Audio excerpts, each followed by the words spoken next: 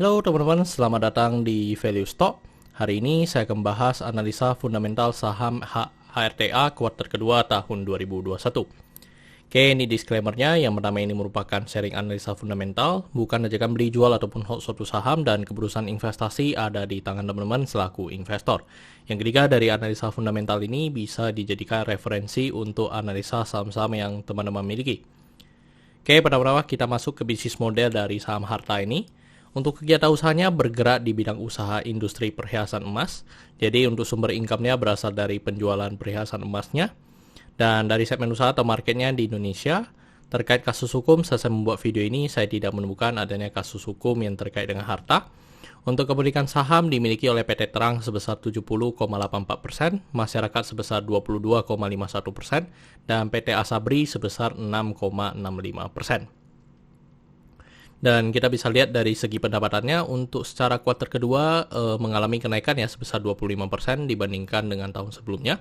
Dan saya asumsikan kuartal keempatnya memiliki kinerja yang sama dengan kuartal keduanya, maka sampai akhir tahun akan mengalami kenaikan sebesar 22%.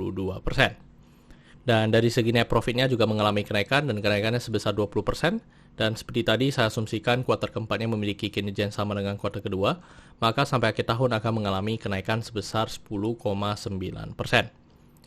Dan dari segi asetnya juga mengalami kenaikan dan kenaikannya sebesar 7,1%.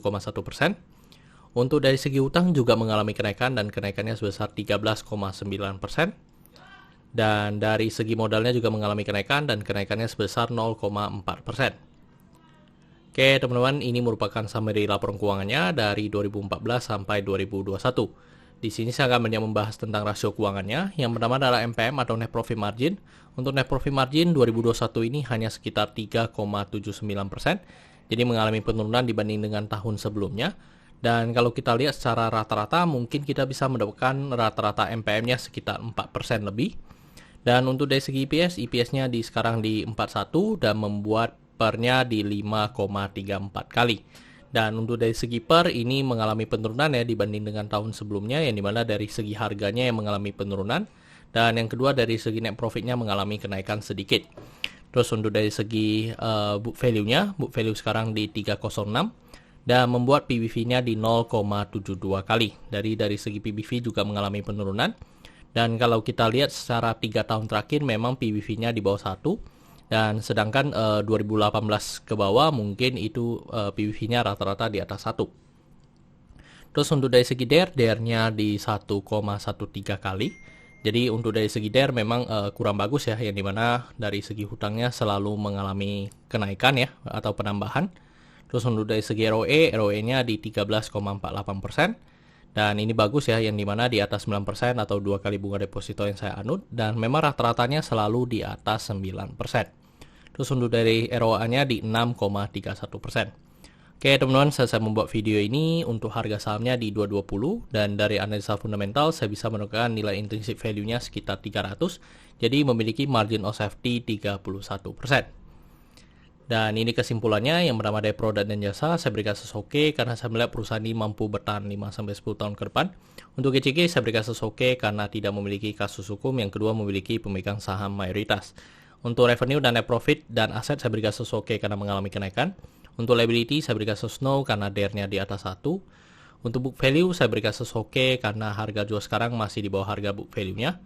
Untuk sektor sebenarnya tidak ada hal yang perlu kita concern, jadi jika liability-nya no, saya berikan sektor ini no. Untuk ROE saya berikan sesoke karena di atas 9% atau 2 kali bunga deposito yang saya anut. Untuk marginal safety saya berikan sesoke karena positif. Untuk dividen saya berikan sesoke karena selama 5 tahun terakhir untuk saham harta ini masih cukup royal memberikan dividen kepada investornya. Oke teman-teman, jadi kesimpulannya adalah 9 dibanding 11. Dan pertanyaannya adalah apakah saya akan membeli saham harta ini?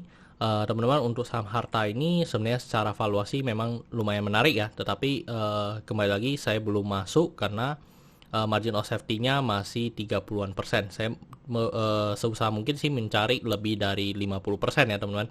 Jadi untuk saham harta ini, apalagi kan ini cycle liner juga, jadi saya mencari margin of safety yang lebih gede untuk lebih aman ya teman-teman. Tetapi kalau secara dari laporan keuangannya sebenarnya cukup oke aja dan memang tidak signifikan ya dari segi net profit marginnya, yang membuat sebenarnya mungkin harga saham ini juga tidak bergerak terlalu gimana gitu. Oke teman-teman, saya rasa cukup sekian untuk video kali ini. Jangan lupa untuk like dan subscribe. Jangan lupa juga untuk follow saya di Instagram saya di royken13. Dan teman-teman, saya ada membuat grup Telegram. Jadi teman-teman bisa join grup Telegram saya di Value Stock. Untuk linknya teman-teman bisa dapatkan di deskripsi di bawah. Dan jika teman-teman ada kode saham yang ingin saya bawakan analisa seperti ini, silahkan tinggalkan di kolom komentar untuk kode sahamnya. Oke teman-teman, see you in the next video. Bye-bye.